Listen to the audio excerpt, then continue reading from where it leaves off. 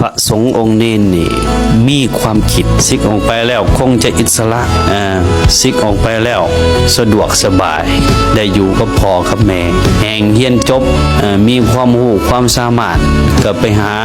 เวียกเฮ็ดงานทำสร้างครอบสร้างครัวคือสิมีความสุขแต่ในความเป็นจริงมันเป็นเท่านั้นแท้บ่ไปอยู่กับพ่อกับแม่สิบ่ถูกพ่อบ่ถูกแม่ด่าบ่ถูกเอื้อยอ้ายน้องสังคมเยาะเย้ยบ่ถากถางบ่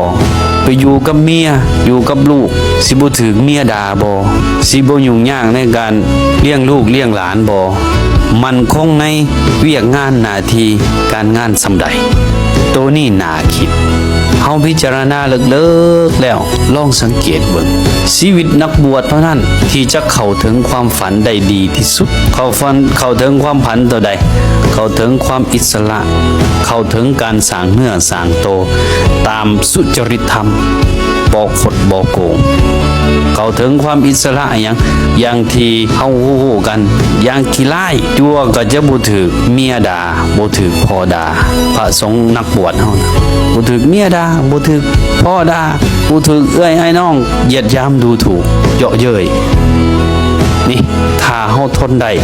อดได้พิจารณาเลิกแล้วชีวิตของนักบวชนี่ล่ะคือคำตอบที่ดีที่สุด